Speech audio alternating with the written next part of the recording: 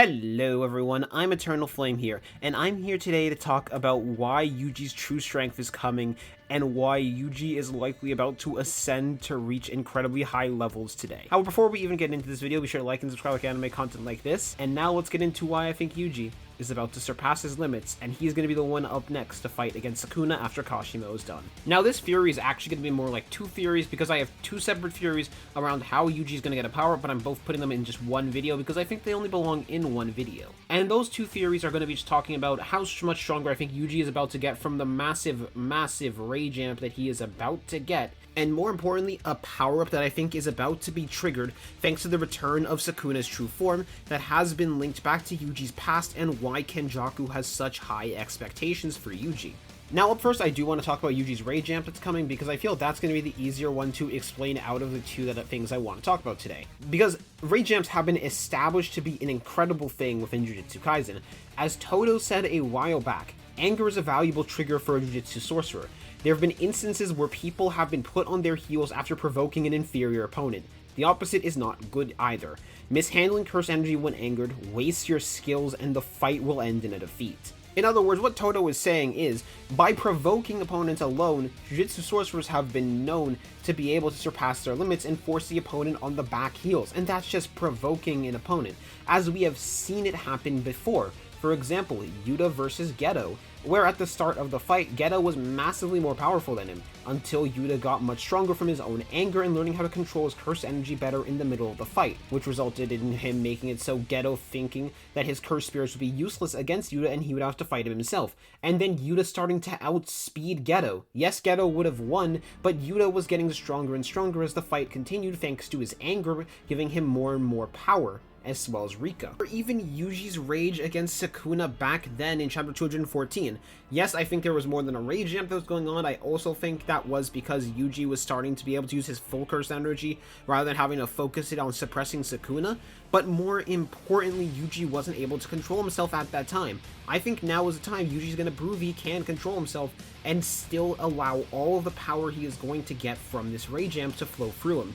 Because this is going to be by far and away his greatest rage amp that we have ever seen up to this point. Because while yes, everyone is going to be angry over the death of Gojo, Yuji is going to be particularly angry. Because Yuji is the one who set up all of these circumstances to happen. If Yuji was alive, then Gojo wouldn't be dead right now, because Megumi would never be able to become Sukuna's vessel.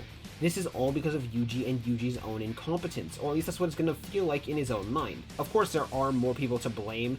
For example, Megumi should also be blamed due to the fact that Megumi went with Yuji despite knowing the risk that was involved, and this is more just Sukuna's fault for manipulating Yuji, and a circumstance where neither of them could predict that Yorozu would take over Megumi's sister's body, making them all off guard and giving Sukuna the perfect chance to do this in the first place. But in this current moment, I don't think Yuji is going to see it that way. I think Yuji will see it as a direct insult at the person that he was directly responsible for, claiming basically his best friend and brother's body, ended up killing his mentor, the one he had faith in that could handle all of this and just everything back to normal, and they're all dead because of him and his actions. So I believe that Yuji is going to treat this as the final straw, his final time of letting his friends fight his battle for him, of letting Gojo or someone else fight it for him, because Sukuna should have been his fight, and Yuji is going to see that now, and he won't let anyone else die for him, because he is too angry and too done with letting people die for him because it's his battle. Sukuna is his fight. And I think the rage over everything that has happened up to this point is going to push Yuji in order to reach the levels that Gojo had predicted possible for Yuji so long ago, because Gojo had high expectations for Yuji as well.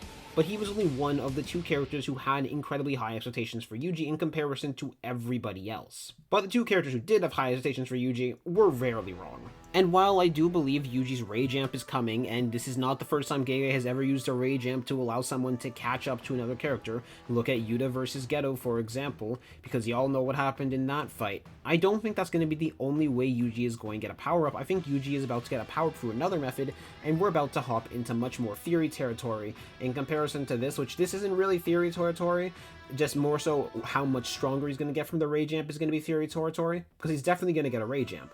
But now, we're going to get into why I believe Kenjaku has such high expectations for Yuji Itadori, and how that is going to end up playing in this final battle between Sukuna and Yuji. So while a good chunk of the fandom completely underestimates Yuji's potential, there are two characters who do not underestimate Yuji's potential whatsoever, and those two characters are Gojo and Kenjaku. The two debatably best characters, well, one of them for sure being Kenjaku, at seeing characters' potentials in the verse. And there was something very interesting about the way Kenjaku always describes Yuji anytime he is talking to someone, whether it's Choso, the disaster curses, etc.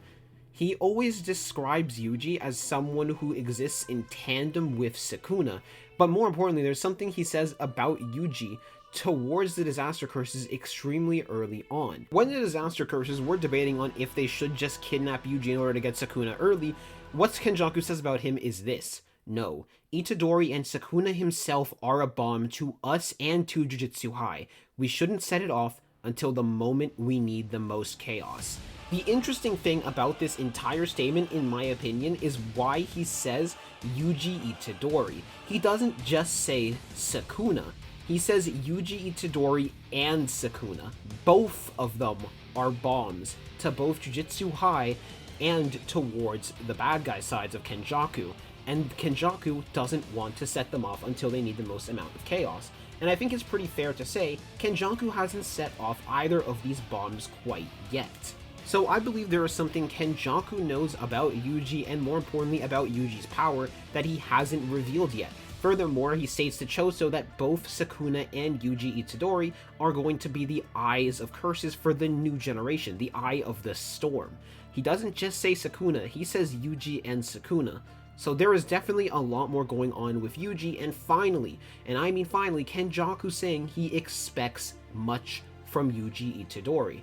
And this is the same person who is by far and away the smartest in the verse, the person who was able to know how strong Sukuna was and no one would surpass him, and the person who knew and how to plan for 1,000 years around every single situation.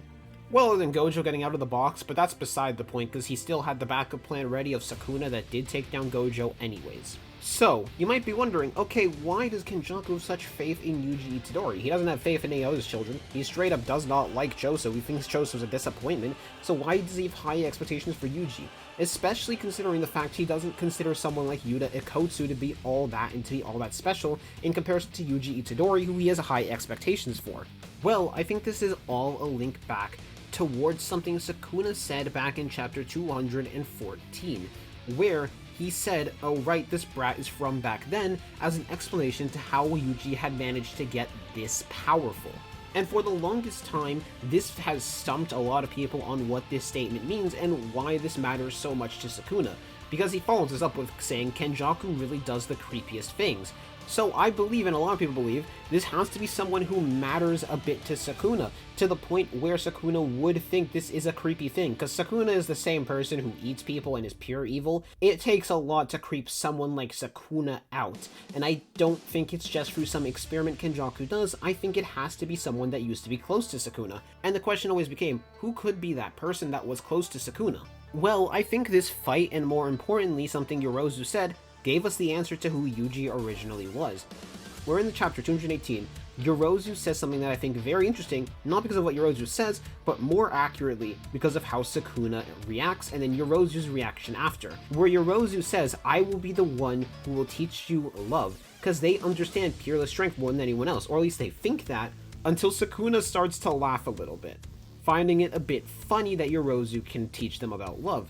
And, more importantly, Yorozu's reaction is very telling, where Yorozu says someone else has already taught him what love means, and she denies that that is what love means, and that she is the only one who can teach him what love means. Which means Sukuna already knows what love means. And to Sukuna, what love means is a substitute for something. How it feels to be satisfied after a battle of the absolute strongest, to throw everything you have at a person. And that was shown during the Gojo fight as well, with the entire repeated quote from Yorozu of, showing what love means. To them, being able to show what love is the ability to throw everything you have to the wayside and everything you have against them with no alternative motive in the background, just focusing on the fight and giving everything you have to the fight. For example, in Sukuna's fight against Gojo, he wasn't fighting to win, he was fighting to make sure Six Eyes and Limitless would never be a problem for him again. That was his goal. And while yes, Gojo's goal was to win, more importantly, Gojo's goal was to get Sukuna to throw out that entire plan and just throw everything he had at an opponent so they both could be satisfied by the end of it after freeing Megami, but Gojo failed at that. Whatever the reason why Sukuna didn't throw anything at him is not the important thing. The more important thing is, Gojo couldn't get Sukuna to do so, so Sukuna couldn't feel satisfied, and he couldn't feel love through Gojo. Now where does this all link back to Yuji, you might be wondering? Well, I believe that Yuji, or who Yuji originally was the person who was able to teach Sukuna about love through battle, maybe by defeating him, maybe by tying him out in a fight, and both of them being able to throw everything that they had at each other.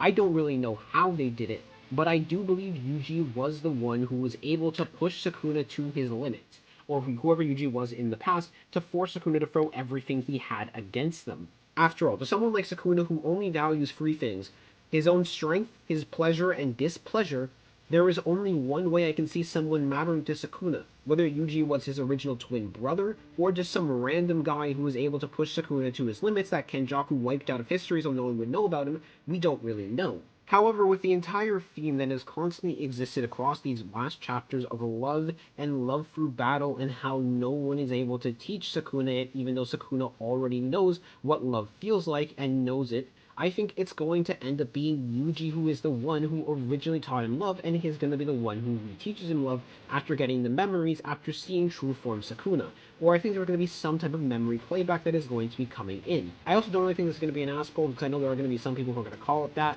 This has been built up for a while now that Yuji is not what he seems, and this is just going to be the answer to that question. Furthermore, this is the only way that I can actually see something being able to creep out Sukuna, because the only thing that would ever matter to Sukuna is just how strong someone is and if they grant him a good time. After all, look at how Sukuna treated Gojo. After Gojo had been defeated, Sukuna granted him absolute respect, because Gojo was an incredibly strong opponent, who went beyond what Sukuna expected.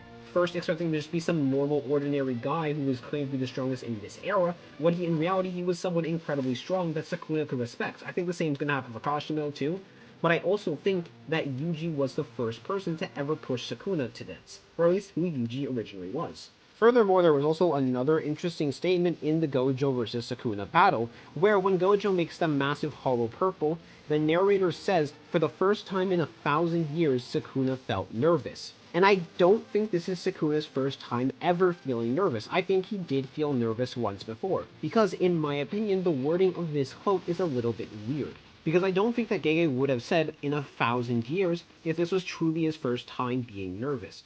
I think he would have just said, for the first time the King of Curses was nervous, if he truly wanted to say Gojo was the first person who ever made him nervous. Now, of course, this could just be me reading way too deep into a quote, I can acknowledge that, but with everything that has been going around with the entire theme of love, and someone already teaching Sukuna about love in the past, and Kenjaku especially having great expectations for Yuji, this would explain everything, especially because of the fact if this was someone who could fight Sukuna in the past and force Sukuna to throw everything at them, it would all make sense why Kenjaku has such high expectations for Yuji, because Yuji's power has not been unlocked up to this point. It also would explain why Sukuna hates Yuji so much, because Sukuna knows who Yuji truly is, but he can see that Yuji can't use that power yet. And more importantly, Yuji doesn't have the strength to back up everything he is saying, when he knows that Yuji in the past would have had the strength to back up everything he is saying. He feels anger because this isn't the true one he thought in the past that taught him love, but a hollow shell that Kenjaku made. So I believe this is Yuji's power-up that's going to come in the future, once his memories are unlocked, stacked with all of the rage he's going to feel to allow him to go up next against Sukuna, to teach him about love all over again, and fight against him this time. However, that's just my theory on how Yuji is about to get stronger, and how Yuji is about to awaken. And I want to hear what you guys' thoughts are on this here in the comment section below. I'm gonna see y'all later. Peace.